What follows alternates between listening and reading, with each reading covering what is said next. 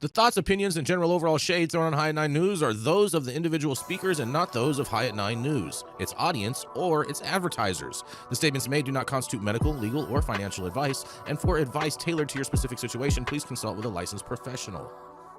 Welcome to the High at 9 News Hour, where you will hear from cannabis industry experts and professionals from around the country talk about important topics while shining light on global issues and discussing cannabis as it relates to politics, regulation and reform, data and technology, science, research and medicine, family and parenting, art, celebrities and entertainment, fitness, sports, mental health and wellness, and plant-based medicines and entheogenics.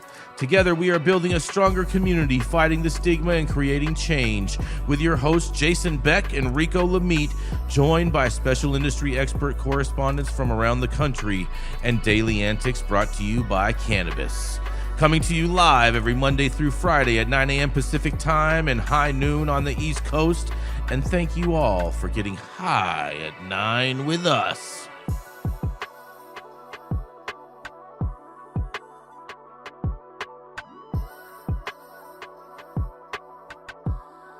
It's gonna be hotter than devil's dick, but it's really pretty. Jenny Beth. Yeah. Good morning, everybody. That's right. It is April 10th. That's hard to believe. And today is National Alcohol. Wait, is that right? Yeah, National Alcohol Screening Day. It's National Alcohol Screening Day. Oh. Jenny, you need to turn your phone sideways. It's also National Erase Self-Negativity Day, you guys. That's good. So you're saying I don't need to be down on myself about how I screened the alcohol last night, right? That part, something. Well, no, I think you definitely should be. That's not, you're conflating things right now. That's cute. Conflation is what we do on this show. That's what Rico does. Oh, no, that's you. That's you.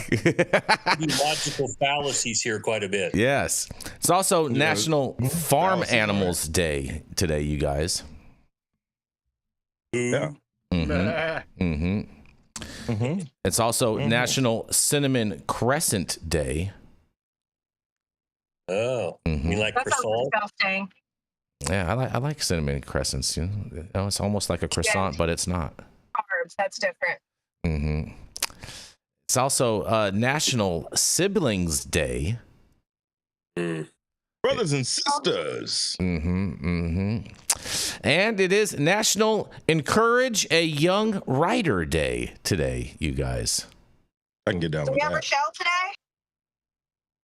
Thank you all for joining us and getting high at 9 with us. It's also high noon on the East Coast. And please remember to like, share, and subscribe to us on all social media platforms. You can look up above and down below to see exactly where we live on the internet. And we are live every Monday through Friday on YouTube, Rumble, Twitch, X, Instagram, Facebook, Kick, as well as on our very own website at www.highat9news.com. So welcome to everyone joining us from any one of those platforms. And we are going to kick this thing off with the dope dad himself, Mr. Rico Lamitte, the DEI daddy that drives a black caddy. It is Rico Lamitte. Thank you. Crowd Thank you, goes Jason. wild. Yes. Yeah, I did not drive a black caddy, but whatever. I've seen you. You picked me up in a black caddy before. Whatever. No, anyways, to a 2025 survey by the Harris Poll for Royal Queen Seeds revealed that half of U.S. cannabis consumers say the new presidential administration is prompting them to increase their cannabis use, while worries about the current industry's trustworthiness is behind a spike in home growing. The survey was conducted online last month within the United States from March 13th to 17th among 2,011 adults ages 21 and older, 782 of which self-identified as cannabis consumers. And its purpose was twofold. One, to better understand why American adult consumption spiked so much in Q1, but also what was behind an unprecedented interest online in cannabis seeds, growing techniques, and growing their own than ever before. The answer behind consumption was pretty straightforward. Americans are stressed out about the economy under Trump and coping with cannabis. 50% said that the new administration led them to consume more cannabis than they did before, especially among young women between the ages of 21 to 34, to the tune of 59%. Economic concerns also seem to be pushing more people towards home cultivation, but the numbers here show a little bit more nuance. Fears about pesticides and lack of transparency in commercial cannabis products are a major influence, with 54% surveyed believing most store-bought cannabis contains pesticides, and 62% worrying about not knowing actually what's in what they consume. The year-over-year trend toward home growing is rising. 15% now grow cannabis at home, up from 11% in 2024. Shai Ramashai,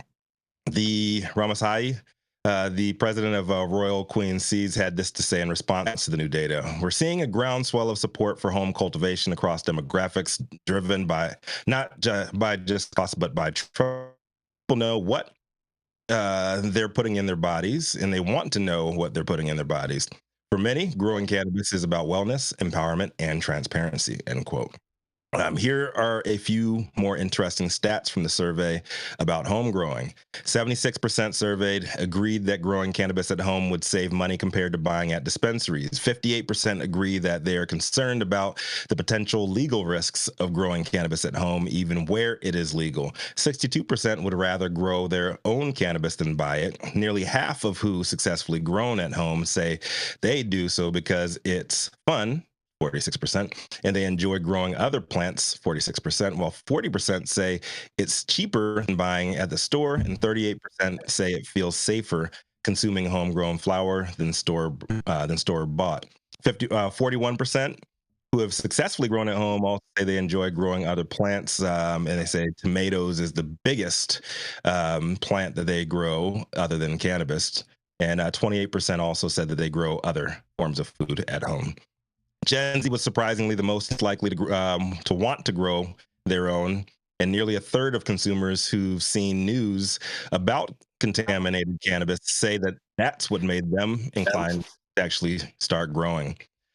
It was encouraging to see the Harris poll was used to conduct the survey, as multiple media bias sites ranked them as highly factual, albeit center-to-center right-leaning. However, the fact that it was commissioned, this survey was commissioned by Royal Queen Seeds, still makes me wonder how different, if at all, the results would have been if it was conducted blindly by a university or another entity that wasn't trying to sell you something off these results. Interesting data nonetheless, and if it holds up,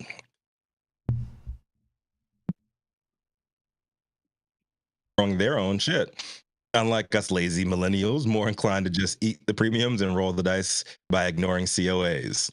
With the current administration's erratic behavior filling the global supply chain with more questions than answers, the most comprehensive hedge that any cannabis consumer can make against all risk, pricing, contaminants, environmental, or elsewhere, is to grow your own.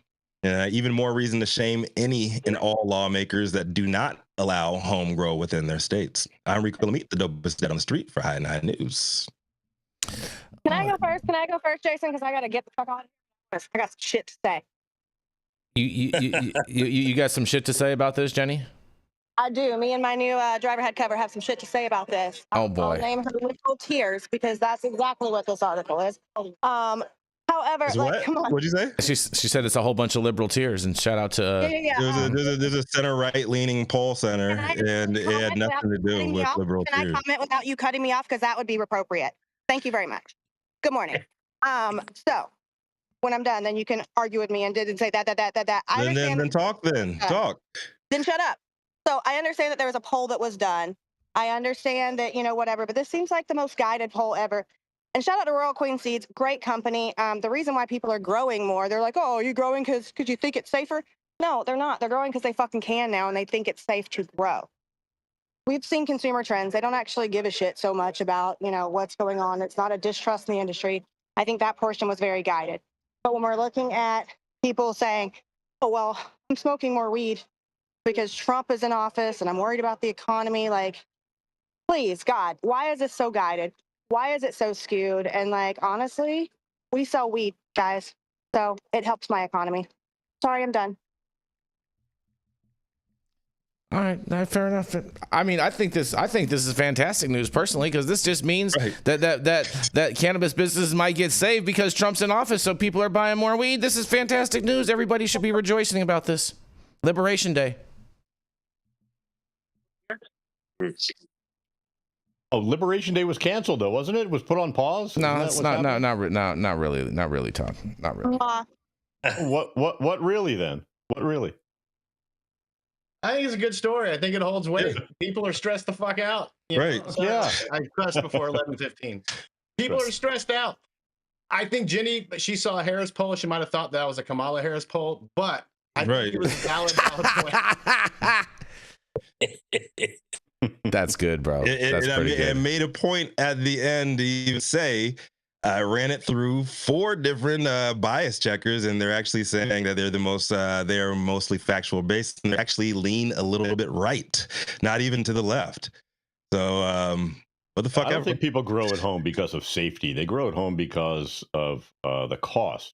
I wouldn't think so. By walking into a dispensary, you're right, and paying $15 for a freaking joint, right? Which is just retarded. No offense to retarded people. Shout out to retards everywhere. I mean, this is the thing. You know, I agree with you guys somewhat, but I think that the reason that people necessarily grow at home is because those people aren't going to be the consumers anyway. You know what I mean? Those are people that are, you know what I'm saying, that's their fundamental lifestyle of how they want to live and breathe, and you know what I'm saying, and experience the world. I don't think it has anything to do with they grow at home because they don't want to buy. That's just I'm not buying that. They want to buy. It's just expensive, and it's They want to grow at home because they want to grow at home. It has nothing to do because of the cost of weed in a store. I'm not buying that for a second.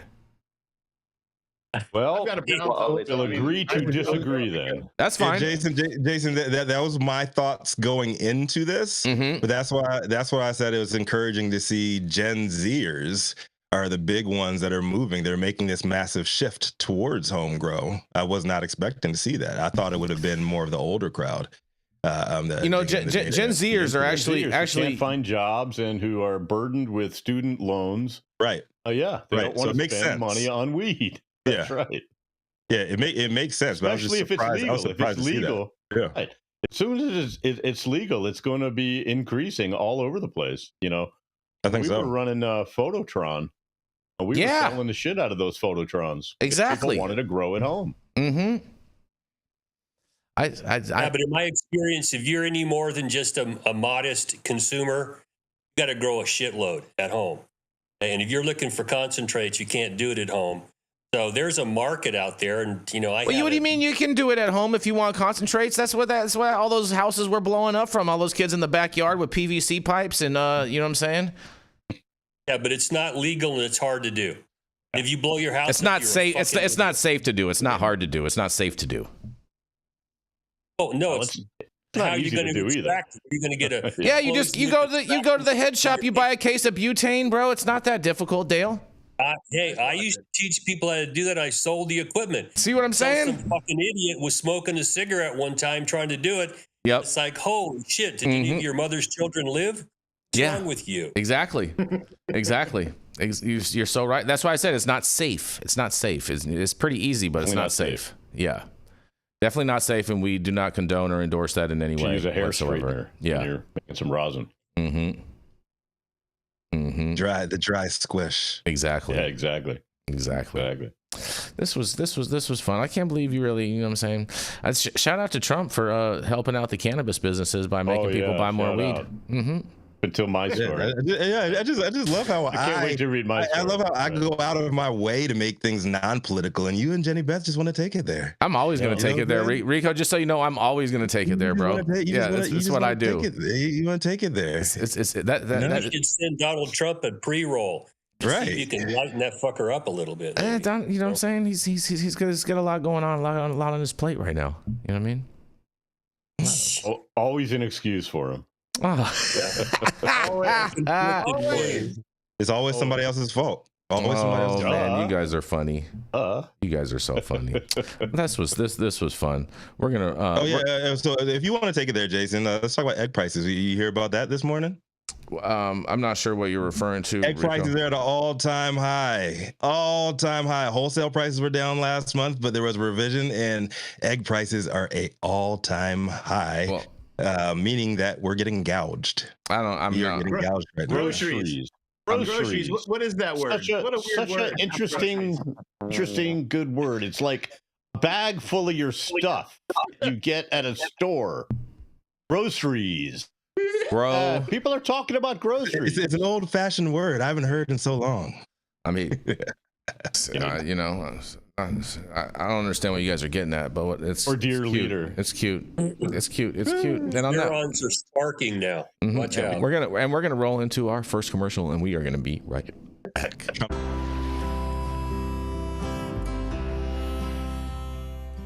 Oh man, your knees still bothering you, man? Yeah, my left one, you know? But I'll tell you what, I've been using this new CBD cream, and it works like a miracle. CBDs? I done heard about them CBDs. I was out there on them Twitters the other day, and I heard they get you high as a kite. Well, not this stuff. This stuff is tested. Every batch, all the way through, pharmaceutical grade. And in a GMP certified facility, so you know you're not going to have to worry about flying high. GMP certified? I might have to try some of this out. Where am I even find this? You go directly to aimhighhemp.com and they will ship it to your door right away. Test it. It's not a name, it's a promise. There we go. Oh, and we are back, you guys. Oh, yeah, y'all. Up next, High 9 News head honcho, the Sultan of Spin, the man who knows no truth because stop it, allergic bro. to it. I am the truth, bro. Up next, it is none other than Jason Beck. Yeah, for us today, Jason. Good morning. Good morning, man. I got a story, man. You guys are going to love this. I can't wait to hear what you guys have to say. But there's a national cannabis firm tied to the Maine pot czar, and they face whistleblower allegations, including for illegal diversion, you guys. That's right. A former executive at Metric Incorporated, a major provider of cannabis tracking systems that is active in Maine, has filed a federal whistleblower lawsuit accusing the company of enabling illegal marijuana diversion and retaliating against him after he raised concerns about the alleged practice internally. That's right. The lawsuit could have serious implications for Maine, where the Office of Cannabis Policy Executive Director John Hudak is already facing a government oversight committee investigation for his own ties to Metric, as well as for several contracts the firm holds with the state. The probe, unanimously approved by the committee in February, centers around Hudak's past business relationship with a Metric executive and his role in negotiating a lucrative contract amendment between the Maine Regulatory Office and the company.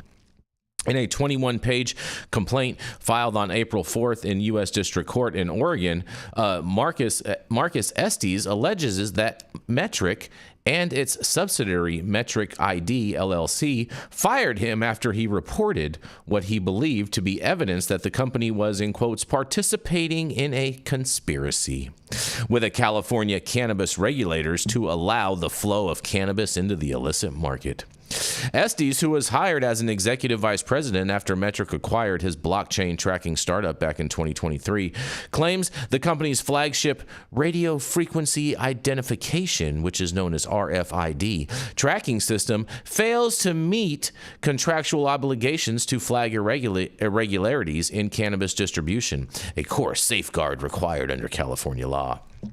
And according to the complaint, Estes came to believe that Metric, in quotes, was essentially providing cover for illegal distribution operations known as burner distros, which usually legitimate licenses to, which use legitimate licenses to buy cannabis legally and then sell it illicitly, often across state lines.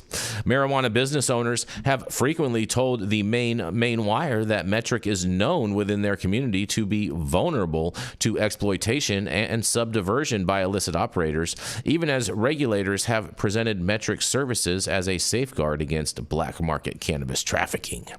In a quote, Metric is well aware of the DCC's failures and simply keeps quiet about them in order to maintain their plum position and their contract worth more than $40 million per year.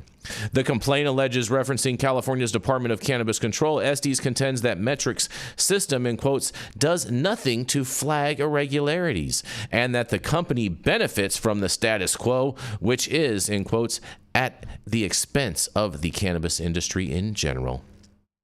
Estes claims he informed his supervisor at the company of these concerns back in June of 2023, and following a meeting with California cannabis operator who described how easily Metric's system could be exploited to enable diversion, in a quote says, I wouldn't talk to anyone about this. Estes recalls his supervisor responding, adding that flagging irregularities was not our job. Following this exchange, the complaint alleges that Estes was stripped of his responsibilities, excluded from key product meetings, and ultimately terminated in March of 2024, just 9 days before his stock options were due to vest. Estes says he was never provided performance evaluations, former discipline, or the incentive bonus outlined in his employment contract, and in a quote, Estes was in all respects an exemplary employee, the complaint states, adding that he achieved, in quotes, a near 100% success rate in client sales and brought in new business from major cannabis brands.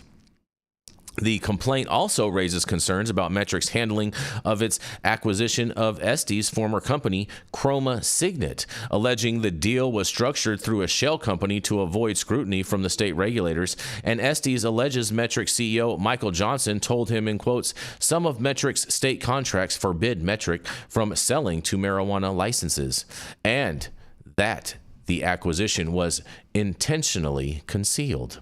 Estes is seeking reinstatement, compensation damages of up to $1.5 million, and a permanent injunction preventing Metric from retaliating against whistleblowers. He also notified the court of his intent to seek punitive damages and attorney's fees, and the lawsuit is Marcus Estes versus Metric Incorporated, ETAL, case number 3:25-CV-00556, and remains pending in the U.S. District Court of the District of Oregon.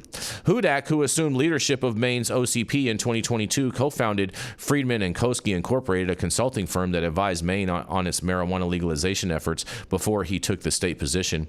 And his former business partner, Louis Koski, now serves as Metric's chief strategy officer. And critics of the arrangement, including Representative David Boyer, Republican from Poland, have argued that Hudak should have recused himself from negotiations with Metric due to his connection and the appearance of a conflict of interest. And in 2023, Hudak oversaw the amendment to Metric's contract that increased its value to $890,000, expanding the company's role in providing seed-to-sale tracking for Maine's cannabis industry. Boyer has questioned whether Hudak negotiated impartiality and asking the oversight panel, in quotes, how can Mainers trust that he got the best deal for taxpayers with his former business partner on the other side of the table? The contract is now up for renegotiation, with Hudak reportedly pushing to include Maine's medical cannabis caregivers into the tracking system. And Hudak has argued that expanding Maine's business relationship with Metric would help fight back against illicit marijuana cultivators, including the black market Chinese pot traffickers whom Hudak has previously admitted to licensing. The claims of the new whistleblower lawsuit, however, seem to undercut the idea that Metric is the antidote to the illicit cultivation and regulatory circumvention. And Hudak has consistently denied any financial ties to Metric, you guys. Well, man, oh man, big lawsuits going on. And Dale, I cannot wait to hear what you have to say about this. if I'm a betting man, somebody inside Metric dropped a dime about their weak spots to somebody, probably to get their palm greased a little bit. And Metric is just a sieve. And we found out here in California, it gets to the distro and they kind of stop looking. There's also problems. It gets to a retailer and they stop looking. I mean, what we have in California is a diversion problem. My story is going to be about inclusion in a market, but it's the other end of the spectrum. And Metric, by all measures, is not the best system to be using, but it's the one we got. And it's not that hard to figure out how to get around it. State's not watching very well. It doesn't have, bells and whistles on the dashboard that's going, somebody's got too much shit, they should go look at them. Don't do that. And that's how the diversion's taking place. And it's supposed to be there to keep it from getting into the black market. It's worthless as tits on a bull and stopping that, because it's just going on all day long. You're so right about that. I mean, it's just, it's $40 million California pays them annually. I mean, that is an absurd amount of money to be paying Metric, especially for what they do. They don't have any responsibilities to update their software to make it more user friendly for operators. These tags really don't serve any purpose. They're just a hamper for the environment and whatnot. Just create more trash. And I mean, I can go on and on and on of how flawed Metric is and whatnot, but this story is super juicy, and I can't wait to see what happens with this. And that's $40 million from one state. Yeah, they're mandatory everywhere. Exactly. You know what I mean? They're in a majority of the states. It's what, like 36 states with that, and I think they're like in at least 30 of them. I mean, you got to follow the money on this. Like my good friend Rico always says, just all that money is going into one place, and they have to. Why would they fix the diversion problem? Right? Why would they fix it? Yeah, right. You got no incentive to. Exactly. This guy's going to run his mouth. During discovery, he's going to drop dimes on a lot of people, a lot of things. Let's just see, how that turns out. Because if every place you look, every compass heading, there's dirty shit going on. I don't care who you are. You may think you're clean, but all around you are people that are moving product in and out of markets, lying, trying to subvert the system. And, to 2/3 of the market is still, up to 3/4 of the market is still in the black market. So they're only talking about 1/4 of the whole market. It's this dirty. How do you have faith they're ever going to figure this shit out? I don't. I mean, ultimately, seed to sale has got to go in the trash, and you just have everybody licensed that wants to be licensed and let the market figure this shit out. And nobody cares if you've got an extra gram or two or a kilo or whatever of weed, and nobody cares because it's everywhere. So right, you guys. Stone, you have any thoughts about this? Oh man, just the obvious. If the claims are true, it's obviously a huge breach of trust in Maine's cannabis system, and a state regulator doing business with the company he gave contracts to is shady at best. And full disclaimer, I've known John Hudak for a number of years. He used to actually be with the Brookings Institute before him starting his own little consulting gig before he ever went to Maine and whatnot. So I have known him from a policy standpoint. So I found this super interesting, and I did send him a text message to ask him if he wanted to appear today. I didn't think that he would, but I did send him an invite. Dale, can we make sure that we track this case, so then that way when they file their discovery, we can have updates on this story? Because this is going to be like a New York story. It's just going to keep on going on forever for a while, it sounds like.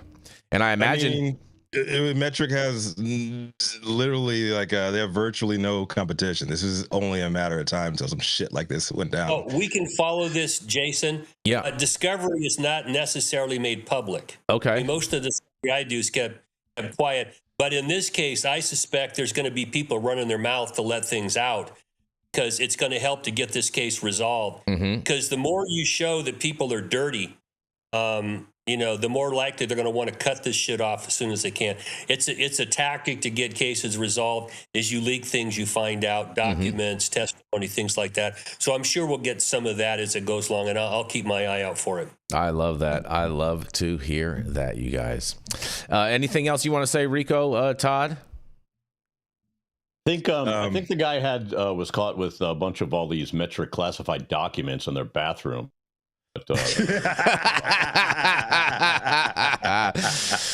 That's funny. That is funny. He's got a wipe with him, right? That's stacked to the ceiling. That's funny, you guys. All right, we're going to keep on rolling right into Mr. Dale Schafer. Dale has been an attorney since the Reagan administration. He's represented physicians, hospitals, insurance companies, cops, corrections officers, and for the last 25 years, he specialized in cannabis law.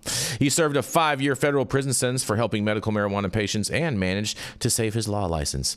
He's blunt. He doesn't smoke them because they're ratchet, and he's honest and unconcerned with your opinion as well as public opinion. And we'll show you how to defy gravity by pissing up a rope. That's right. It's another of your favorite T.O. Loco, and you can now find him at his own law office at the law office of Dale Schafer. It is none other than Mr. Dale Schafer. Hi, good morning, everybody. Good morning. My story kind of picks up on where Metric left off.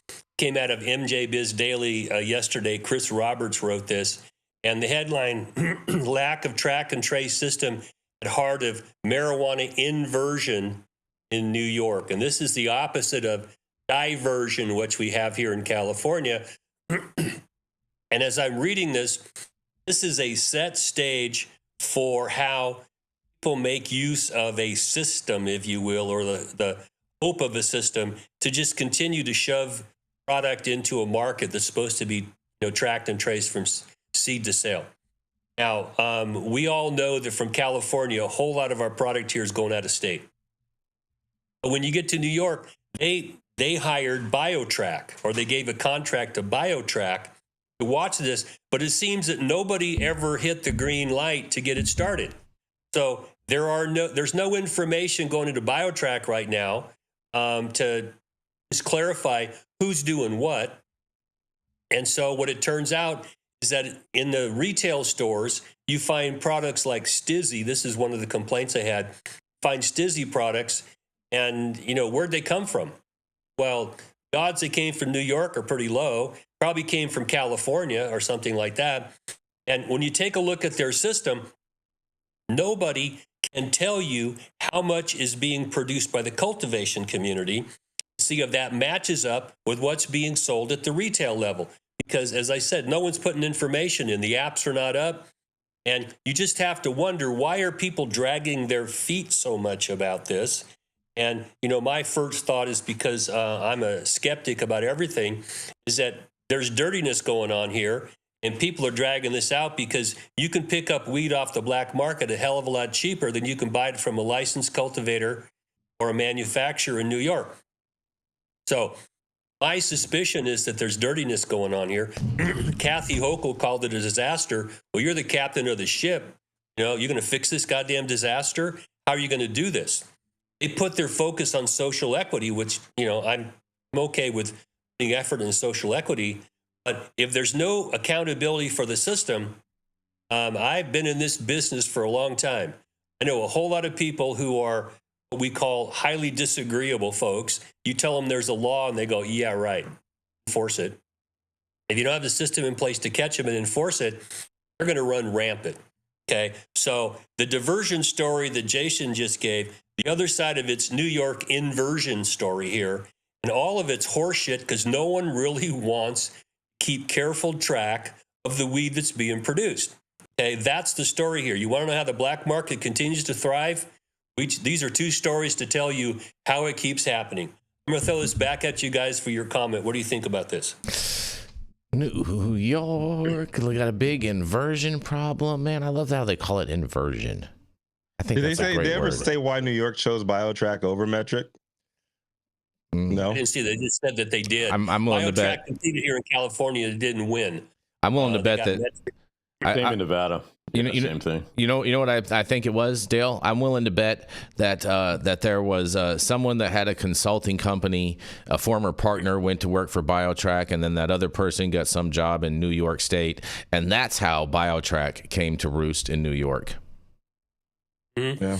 Well, it's clearly that's insider information. Mm-hmm. It's supposed to be protected within a company, okay? And I'm sure there's contracts to prevent you from doing this. But, if somebody stuffs $10,000 in your back pocket for you to have a drink with them and tell them how this shit works, I mean, that's how the world goes around. I hate to break it to people, but people are looking to hustle and make money. Mm-hmm. Unless you close off those outlets and mechanisms for them to do this, black markets, they're laughing. Wherever they bury their money, they're laughing as they're heading there. Yeah. They're just kicking the white market's ass. I don't like the white and black, but the legal market can't compete with the black market right now because the idiots in charge of the legal market don't seem to want to make it work. Mm-hmm. Mm-hmm. Mm-hmm. They tend to throw lots of obstacles. Elliott that today. Yeah. I'm going to an NCIA meeting today with Nicole Elliott and a bunch of other people here, Cody Bass, and I'm gonna be the turd in their punch bowl. Oh, it's bro, like, we need to scrap this goddamn system and start over again. So if you have, I'll call you, Jason, if you got to come get me out of jail or something like that. Today. I will bail you out in a heartbeat, Dale, and I will even represent you in court if you need be. Sob sit yeah, representation. Yep, exactly. Yep, I'm 100%. Don't apply to me. Yeah, I'm just traveling. Right? Exactly. He's a native Californian. Leave him alone. It's free speech. You know what I mean? Yeah. Exactly. I was wondering why the weed actually was pretty damn good last New York trip. I'll be back there next week, and I'll see what's going on the ground level. Yeah, coming out of a terroir in Humboldt. That's why. Yeah, the freshest of the fresh. Someone's underground growing in Los Angeles, downtown Los Angeles, probably more like that in their basement. Basement fresh. Warehouse. Yeah, exactly.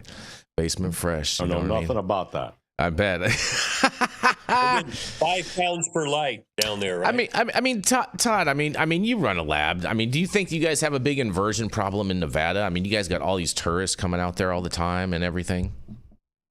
I bet that there is some weed coming from other parts of the country. Yes, I do believe that is true. Mm-hmm. It hovers around the black market, and it's tough for a dispensary to put that on the shelf.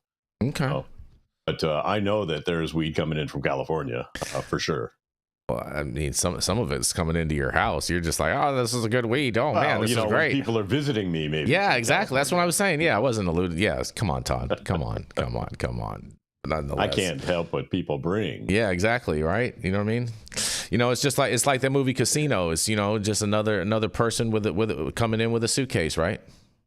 Yeah, you just don't know. Yeah, you just gotta. Look. I don't ask. Yeah.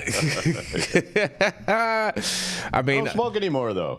I mean, I don't smoke any less, but I don't smoke anymore. Yeah. I mean, this is the way the world works, whether you like it or not. This is the way the world works. You can only control a system so much, and then it's going to leak out around it. So you got to, where's my acceptable level of leakage and what we would call illegal activity to keep a legal market working? We're not even close to that right now because the legal market's on, circling the drain. My argument is green light everybody, treat it like alcohol. You should be able to get a weed license for $50 to have your little party. It shouldn't matter.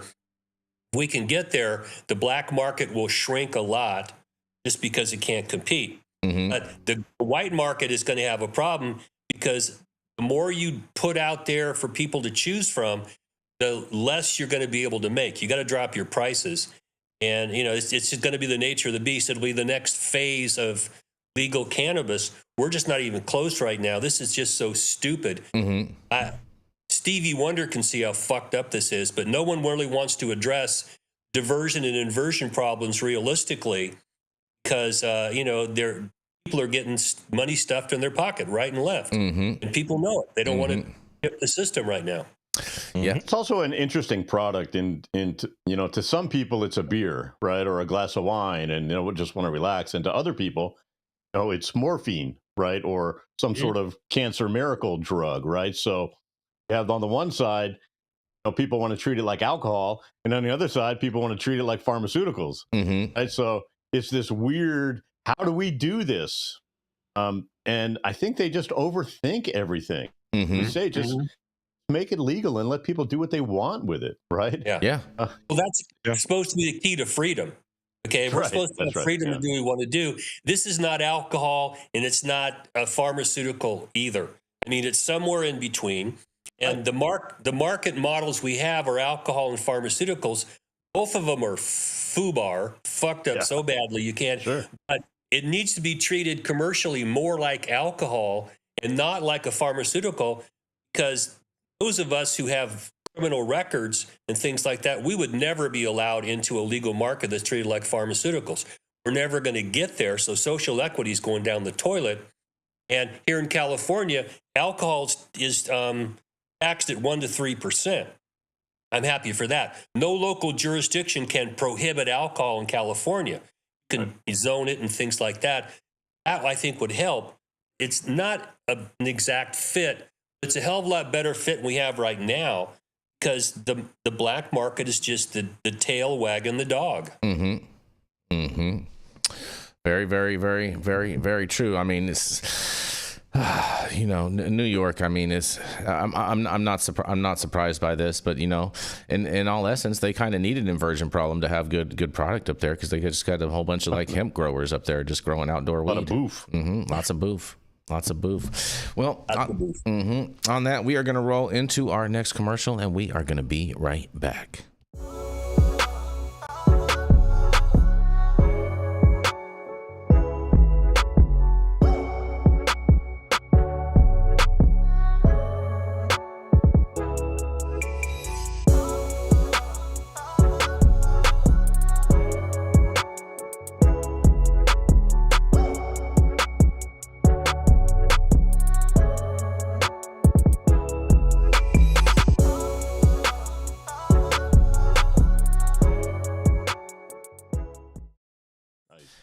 All right, guys, stop whatever you're doing. Make sure you smash that like button. I know we'll appreciate it. You'll appreciate it. And YouTube will appreciate it. Also, make sure you subscribe to the channel if you haven't subscribed already. And all of the articles that we cover on today's show, you can read directly on our website at www.highat9news.com. And if you are a licensed brand or a processor in the great state of New York and do need some licensed product, reach out to me. My contact information is in the bio, and I can definitely help you out with clean, quality product. I just ordered the summertime strawberry salad when added steak on top here at Anna's. Make sure you do the same thing too next time you're in downtown Long Beach. Come on down and check out Anna's joint on the 400 block of Pine Street.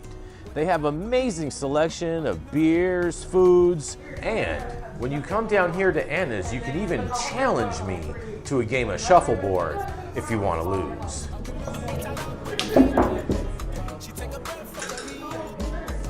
Did you get that? So, next time you're in downtown Long Beach on Pine Avenue, make sure you stop by Anna's Joint on the 400 block. Not only do they have Anna's Joint, this restaurant and bar, but they also have the amazing deli next door, and then next door to that, they have a very exotic flower shop. You may want to stop by and say hi.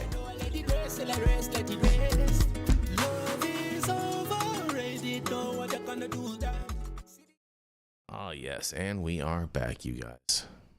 Oh, yeah. Straight out the ATX. Our next correspondent skipped the easy street and hit the high road because he's never been a fan of the status quo. A true dope dad and true patriot standing up for cannabis freedom for Texans and everybody else. Stone Slade, what do you have for us today, my man? Thank you, Rico. Just, fighting for freedom down here in Texas. Texas hemp on the line. This past Monday, I showed up at the Texas Capitol at 8 a.m. Monday morning, signed up to speak on Senate Bill 3, and I didn't end up delivering my testimony until just after 1 a.m. the next day. 16 hours, 2 bills, and hundreds, around 1,000 actually, passionate Texans later. The hearing kicked off with House Bill 28, and let me tell you, that bill took literally all day, testimony after testimony. The House took a break at one point to handle business on the floor and then came right back and kept going with House Bill 28 before touching SB 3. 1,000, excuse me. I wrote my copy at hundreds. Different number came out. At least 1,000 Texans came out. Business owners fighting to save their livelihoods. Veterans sharing how cannabis and hemp saved their lives. Parents and patients who found relief when nothing else worked. And yes, there was also the reefer madness crowd, mostly moms and dads, convinced that THC caused psychosis because of something that happened to their adult child. A lot of them weren't talking about legal regulated cannabis, but synthetic THC. Still, they were pushing for an outright ban on everything.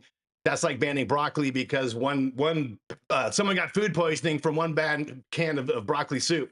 Anyway, it's important to say this. Synthetic THC isn't the same as the natural plant.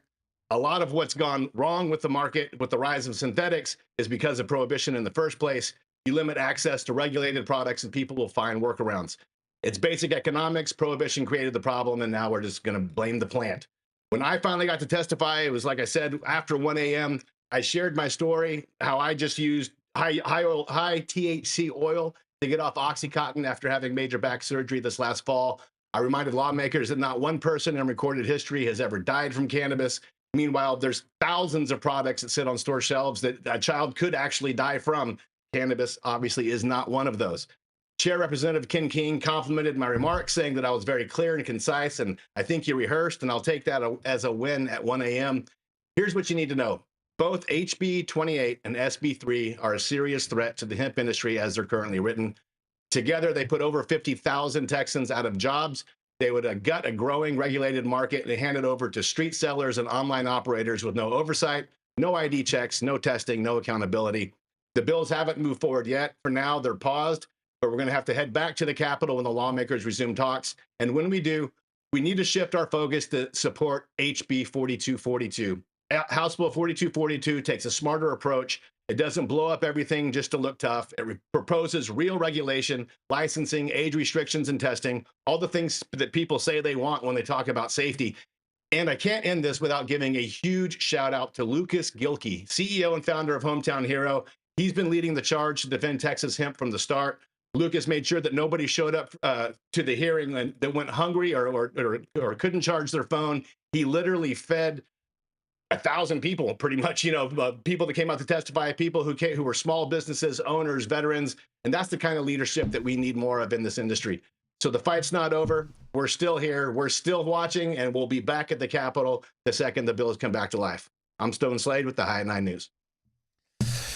Great job out there, Stone. And HB 4242, how can we get more attention on that one? All we're hearing about is 28 and 3.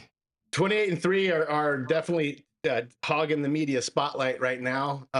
It's just, just to break it down, it's just as easy as possible. One, SB 3, Dan Patrick wants to completely ban all THC.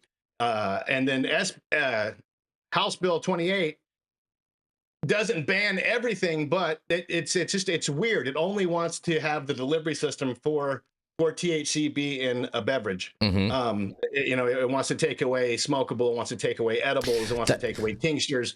It wants to. That's the one that they brokered the deal with the beverage companies to do the beverage distribution with, right? Okay.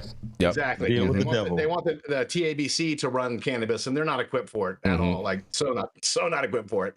And then they go through the mafia of the distributors, to get their product on shelves, and it makes no sense. It's funny. It's I love hearing that directly from you, Stone, as you're tapped in with this, because Jason had a different take on that last week and was actually saying that, they're just saying that because they're liberals, and they're talking about the distributors. Stop it. Or Liberal Tears. Right. Shout out to Liberal Tears energy drink. You know what I'm saying? You can go and get our link in our description of this video, and you know what I'm saying? Yeah, get some today. Infused, Jason? Nope. It's just Liberal Tears infused. Jesus. Full of energy. Lots of energy. A room full of liberals in the back just crying. Liberal tears are buoyant. We have a liberal tear extraction facility in California, in Los Angeles. Todd, you should come by. You can come and test the tears. Like they're 100% pure. Yeah, I'm not crying. I'm laughing, so I don't cry. So no tears out of my eyes. Yeah. Dow is down 1,700 points now. How about it? Down. Everything was fixed America's yesterday, on Jason. sale, bro. America's on fixed sale. yesterday. Take this as an Liberal tears, man. Liberal tears. Win. That's Take all this- we do is win. Take this as an So much opportunity. winning, we're going to be sick of winning. Bro, Oh, we're doing so much winning right now. I'm all about this. All about this. The stock market is only important until it isn't, right? Yeah, and then it's 4D chess. Oh, you guys don't. If you guys only understood how economics worked. Yeah. The market is a roller coaster, and that's afraid. it's always been designed to be a roller coaster. There's ups, there's downs, there's hills, there's valleys, there's plateaus, The bond there's all market of is this not, stuff. and that's why Trump flinched. And that's why he flinched, because he got scared as a motherfucker. I'm not buying that. Trump wants what's best for Art the of the American deal, people. Rico. Art of the deal. Well, all right. Well, we're gonna roll into our final commercial, and we are gonna be right back.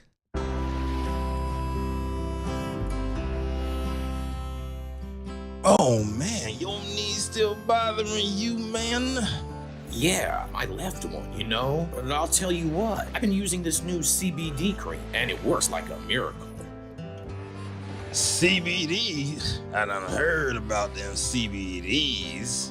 I was out there on them Twitters the other day, and I heard they get you high as a kite. Well, not this stuff. This stuff is tested. Every batch, all the way through, pharmaceutical grade, and in a GMP certified facility. So you know you're not going to have to worry about flying high. GMP certified? I might have to try some of this out. Where I'm even find this? You go directly to aimhighhemp.com and they will ship it to your door right away. Tested. It's not a name, it's a promise. Everybody knows, like, you know what I mean? Because we're open to that. And we Yeah, are no, of back. course. We are back, Rico. We are back. It's Biden's fault. Up next, Blame it on Biden. Vegas. Someone was sleeping on it. Vegas-based co-founder of the Smuggleverse and president and founder of Digipath Labs is here to bless us with another THC-laced story. He's a 30-year media producer, director, and he's got the golden tongue that your mama and grandmama cannot run away from. Todd Denkin. Thank you, Rico. That was quite an introduction. That was pretty golden right there. That was. It's almost like a golden visa. Yeah, so didn't cost me $5 million. You know? Oh, yes. Okay, so Jason, I can't wait to hear your defense of your Orange King. I have it. Because the cannabis industry supply chain is already feeling effects of Trump's tariffs.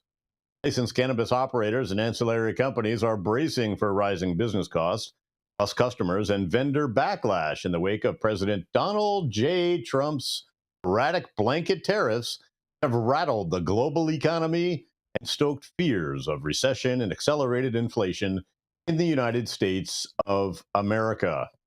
Higher prices are expected to take a toll on wide swaths of the industry supply chain, from building and cultivation equipment to production components, packaging, and raw materials, according to more than a dozen executives and economic experts queried by MJ Biz Daily after Trump's Liberation Day that torpedoed decades of U.S. foreign trade policy. Tariffs effects are already being felt by the cannabis businesses, particularly those caught in a retaliatory salvos by international vendors, and are leading others to seek more domestic suppliers if and where they can. Retailers and brands are planning to pass on some of these rising costs to customers, of course. They contend that margins are already thin in the highly regulated and taxed marijuana sector that competes against a flourishing illicit market, likely to be emboldened by the tariff hikes. Some so-called reciprocal tariff order, particularly targeting manufacturing hubs in Southeast Asia and the European Union, with higher rates briefly went into effect Wednesday morning. These tariffs are paid by U.S. businesses to import goods from other countries, not paid by the country. By Wednesday afternoon, Trump had reversed course and announced a 90-day pause on the escalating tariffs, except for China.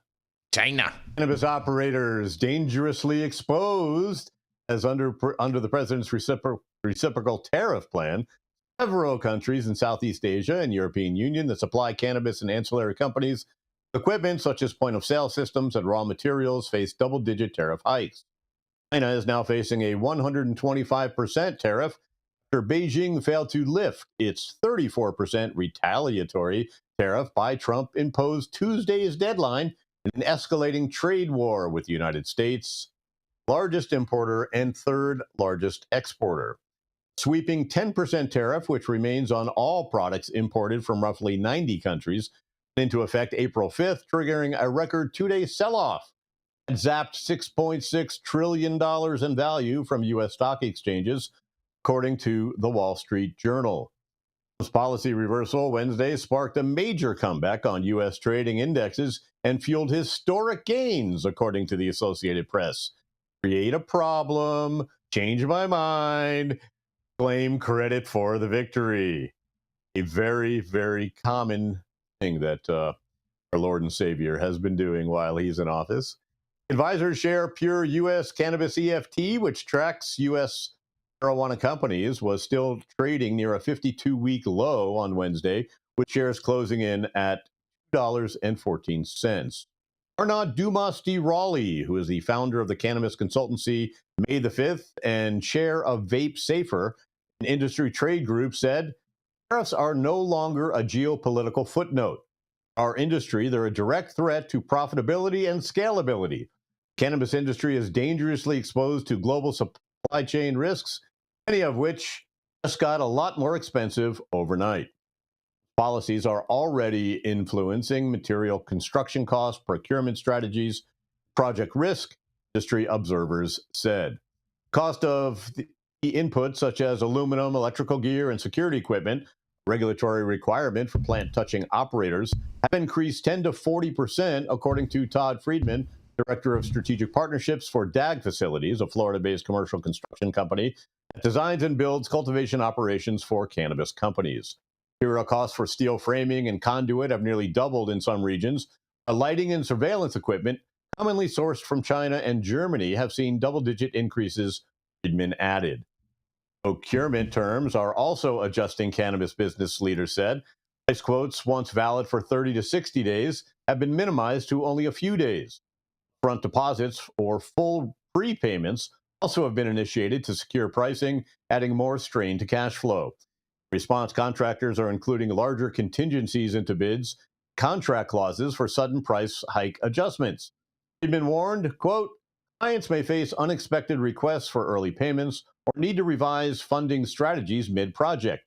Ultimately, tariffs are reshaping how construction projects are planned and executed, unquote. Most U.S. vape product manufacturers, such as PACs, are in particular bind, since the vast majority of components, including rechargeable lithium-ion batteries, are sourced from China despite recent shifts to other countries. After Trump's latest retaliatory strike, San Francisco-based company is facing an eye-popping 150% cumulative tariff on pods, batteries, and all-in-one devices manufactured in China. That's because the Biden administration retained a 25% tariff on vape products made in China implemented in 2018 during Trump's first term.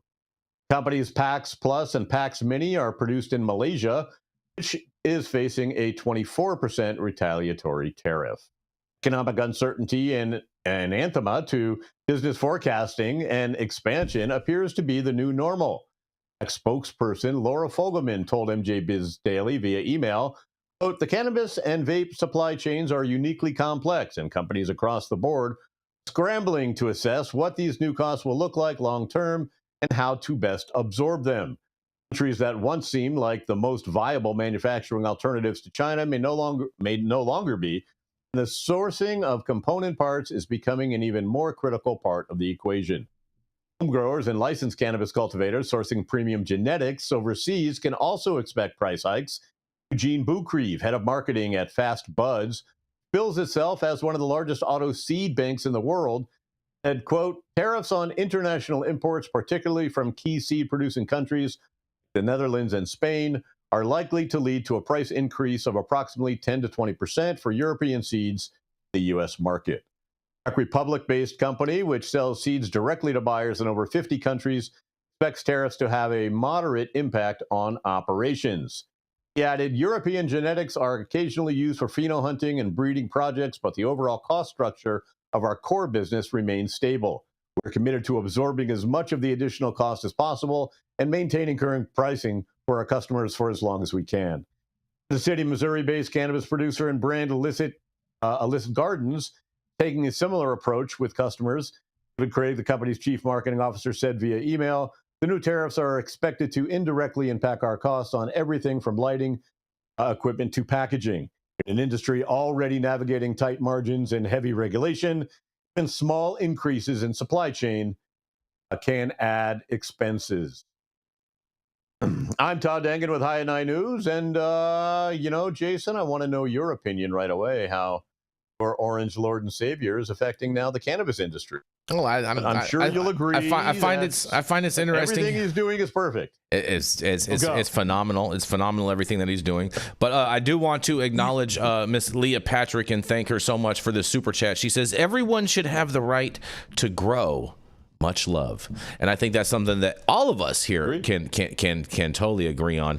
And now now we're gonna go into the Liberation Day for you, Todd, because you wanted to bring this story. And thank you for bringing this story, because I love when people bring this type of stuff up and shed light on it. But the reality of it is that during COVID, none of that was real. What I said, none of that was real. You're gonna tell us the reality. I'm gonna tell you the reality right now. Okay. The reality of it is that the cannabis industry crying and poo-pooing over vape hardware coming from China. Guess what? They got alerted to problems in China back in 2020 when COVID was happening, and were all encouraged to move all of their manufacturing facilities to Taiwan because of the vitamin E acetate and the hardware that was coming out of there being from all these like scrap metal refineries and whatnot. And there was a whole bunch of problems, and people were saying, hey, you know what? China's not a safe bet for your hardware, guys. You guys should probably move your manufacturing to Taiwan. And guess who has zero tariffs with the United States as of yesterday? Okay, that's right. Jason, what about Taiwan. The rest of the supply chain? Taiwan. What about the rest of the supply chain, Jason? We're talking about vape carts, bro. Let's talk about the rest of the supply chain. What other parts of the supply chain? About the steel, the aluminum, the conduit. Everything. That's what I'm saying. Connected, Jason. It's Taiwan. Everything is connected. Taiwan is your solution. Not just the vape hardware in China. Everything. This is what I was trying to tell you fucking last week. Taiwan is your solution. Don't know what the fuck they're doing. Yeah, they do. Do not trust 100%. Anything right now. They don't know what the fuck they're doing. They don't totally know anything do, about global supply chain and how much is tied to everything that we buy. It is intrinsically connected to everything in our industry. So it's not just, we're buying a bunch of vape parts. Like vape is the biggest vape's the biggest thing selling in cannabis right now. Of course, that's going to be like the biggest issue. So everything across the board, I'm tackling the big ones. Tackling the big issues. Everything is tied to the global supply chain. It's all been shot up in price because of this dumb motherfucker making dumb bets with other people's money. I don't buy that one, but Dale, go for it. What do you got to say on this? I see you shaking your head. I have represented contractors who build these facilities, companies that import, and those that are in the supply chain. And this is a mess because the contracts I've written didn't have what we call conditions subsequents to handle the tariffs that are going to be stacked on this. And the amount of products that come in from, especially from China, we're talking metals to tie buildings together, conduits to put electricity in, components for the lights for indoor cultivation, and then packaging and these battery operated vape carts and things like that. There's contracts out there right now. And then when this jumps up and you double, triple, quadruple the tariffs, you've got to go back and renegotiate these contracts. And that's a problem because people have already funded these projects. They're already underway. And now you've got to go, oh, fuck, is this a force majeure where I can say, oh, it's out of my control. I'm not responsible anymore. Or do I have something in the contract that allows me to do time and materials, bumps up, things like that? Creates a horrible mess from beginning to end.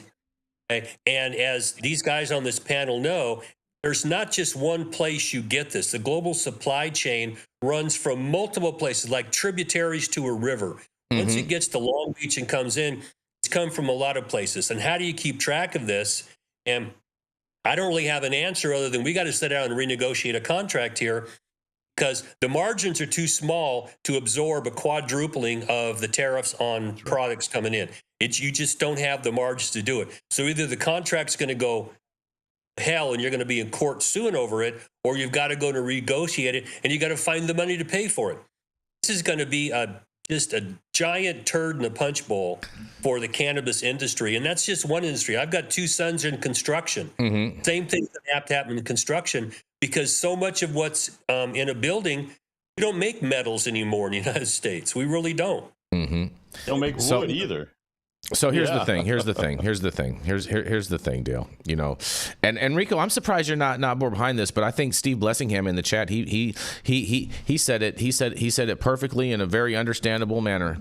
And this is something I'm surprised you're not getting behind. He says you got to break it down to build it up.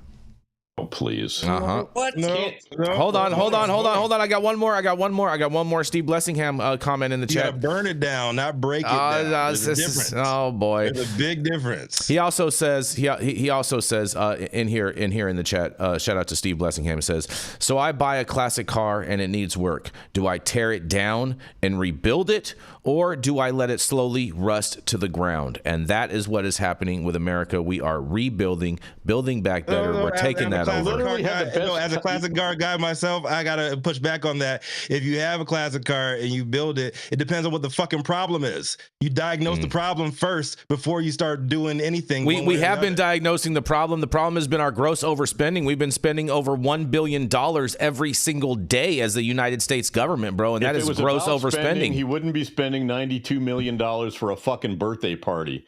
So let's not call it. It's about spending. And we obviously know it was at $20 million every time he fucking goes golfing every weekend. I have no problem with that. As many vacations as Joe Biden took while he was president, I can't even believe that you're even bringing that up as a talking point, Todd. Oh my! Because of Joe Biden's vacation? Yeah. Do you know how much how much money he was funneling to himself? But the bottom line is everything's connected here, Jason, and that's what you are failing to miss. Here, it's not about one thing or another thing. It's everything is connected. And without going into the problem to correct it, very targeted approach. He is doing that as a targeted approach. I think he is. Without going in there with the targeted approach, you run the risk of fucking everybody's money. We've been hitting all kinds of bullseyes, Rico, and just people are just instead of a rifle. Nobody is pushing back on the fact that there's problems. Nobody's pushing back at all on any of that. But to go in there and fuck up everybody's money along the way, except for the people that are in the office with you, come on, bro. Like, it's shady at best. I don't know about corrupt. I'm not buying at worst. You know what I'm saying? Like this is what's going on Main Street and Wall Street, and it's all fucked up because this motherfucker wants to play games with everybody's money. What you gotta say, Dale? A lot of his friends are making a lot of money off of playing with the stock market too, with this tariff shit.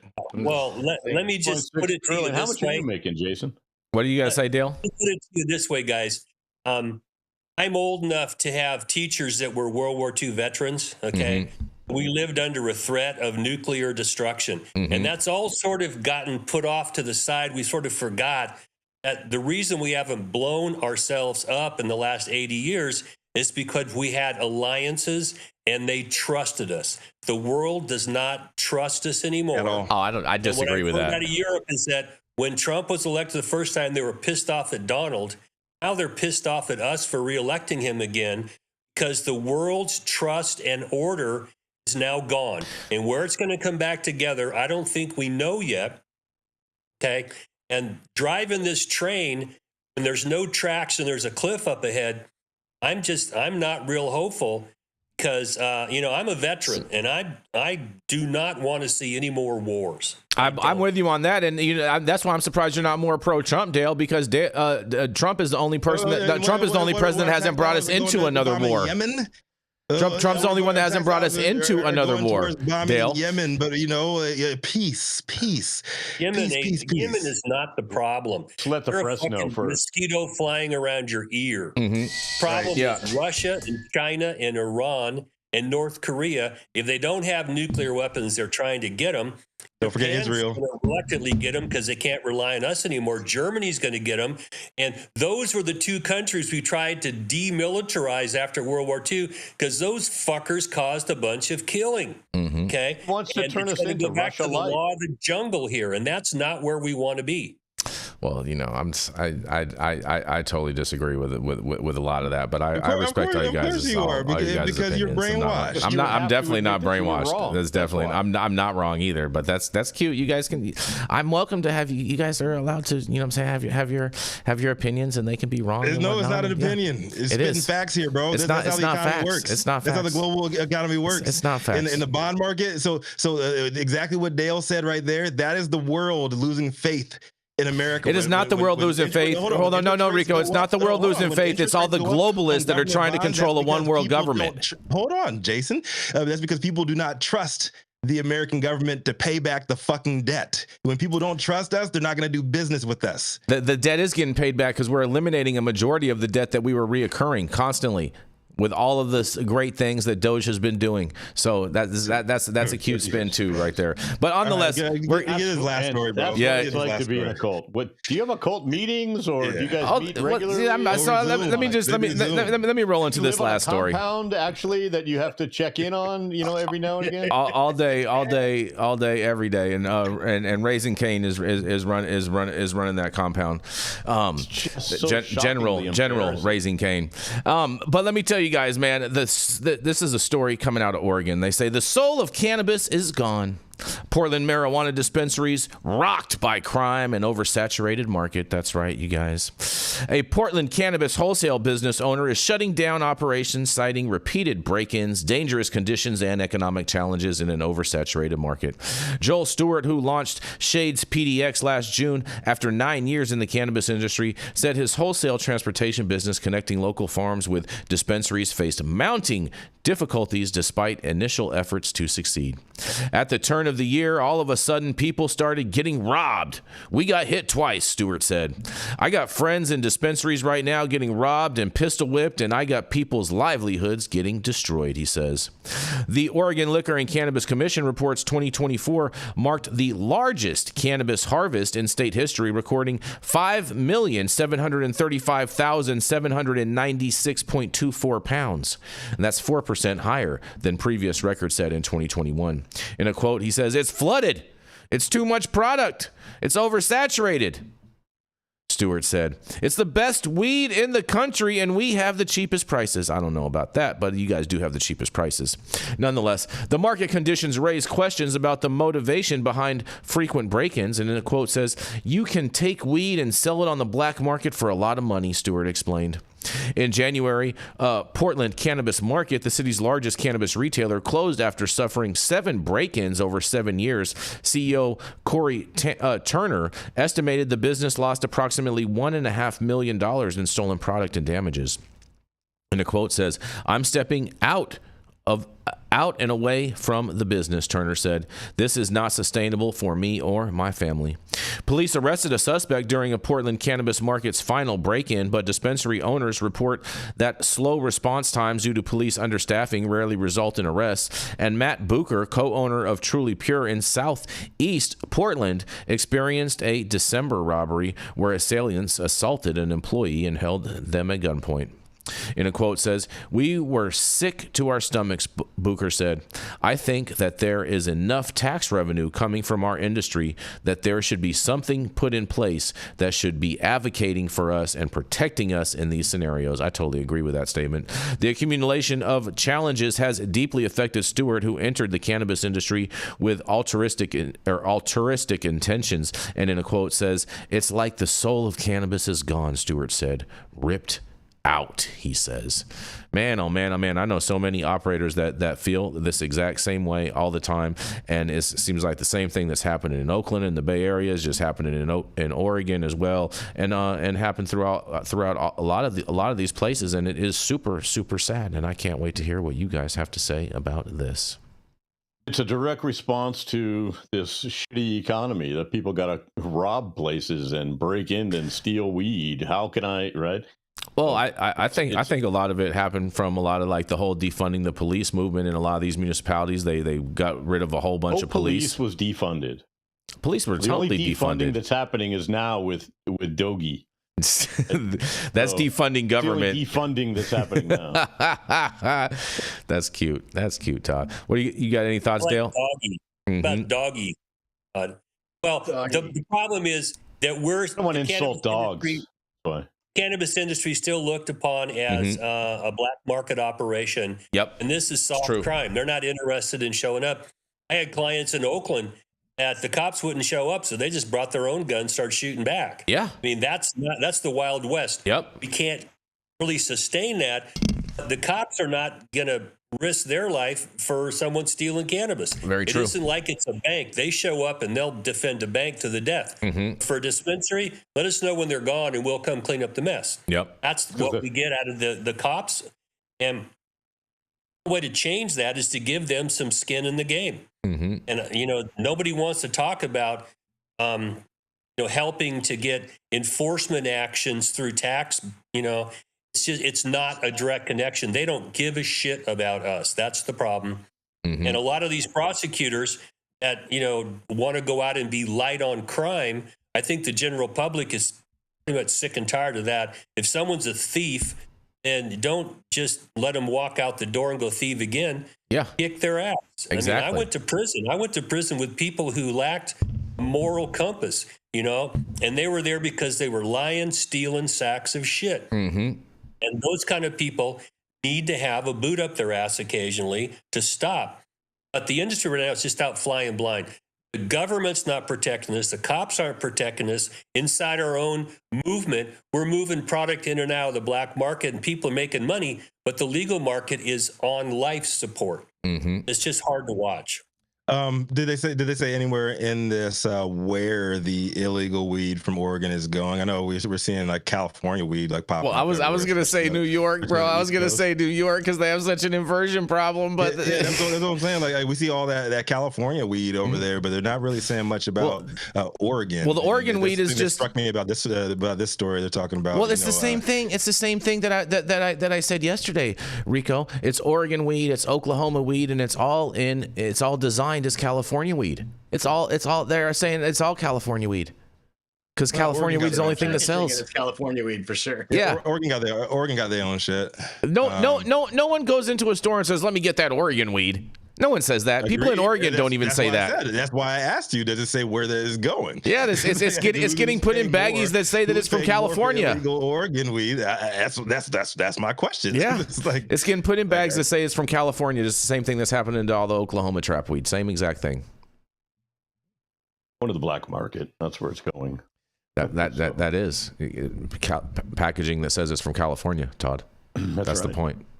They just repackage it. Yeah, exactly. You know what I mean? Just need a little CA on it, right? Hey, just so you know, these tariffs are hitting the trappers too with their little baggies and everything too. Yeah, they put a China stamp on it and they get 25% more. See? You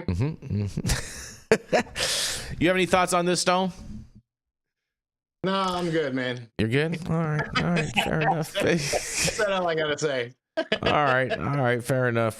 So, I mean, felon in the White House, people are gonna act like felons. That's funny. That's funny. You ready, Rico? Hey, born ready, baby. Thank you all for joining us for another episode of I9 News. You can catch us live weekdays, 9 a.m. Pacific. I do on the East Coast. Big shout out to the super fans getting their comments posted live today. We had a big one. Yeah, Miss Leah Patrick. Thank you so much. We so appreciate that, Leah Patrick. Yes, much love. Did we have any other ones come in? Just Leah Patrick. Today? Just Leah Patrick today. Yes. Thank you so much, Leah. We appreciate you. She's here all the time, and we much love to her and all the people fighting the good fight in Texas. Yes, indeed. And big love to the rest of our live audience and online supporters catching us across all media platforms. Make sure you guys smash that like button before you head out. But you tune in each day, hear us rap about the headlines of chaos, also known as the developing cannabis industry. And big shout out to our vetted correspondent team tuning in from all over, bringing us much needed variety of perspective, your respective opinions to the table as well. Our production team, CloudMedia.Partners, Anthony behind the scenes, keeping us looking good and keeping Jason in check too. He's just so full of shit. Always. Cannabis Sativa L, the reason why we show up to read these stories every day. Thank you. It has been Thursday, the thirstiest of all days. Hope you guys have a THC beverage to guzzle down and quench that thirst. April 10th, 2025. You could always get some liberal tears. You know what I mean? Liberal cheese energy beverage. Blessed with the top industry headline. Help us enough for you to put in your pipe and smoke at least until tomorrow. My name is Rico Lamitte, the dopest dad on the street for High 9 News, the cannabis industry's #1 daily news show. And if you guys are part of a cult, maybe you should think about deprogramming. Today we're going to kick things back out to the man standing up for the people, Stone Slade. What you got, Stone? Hey. Welcome back to the ATX, Jason. It's Austin. Thanks, everybody, for your love and support. If you're in Texas, stay tuned, and I will let you guys know when we need to attack the Capitol again. Activate, right? Activate. Activate. Yes. Patriots want.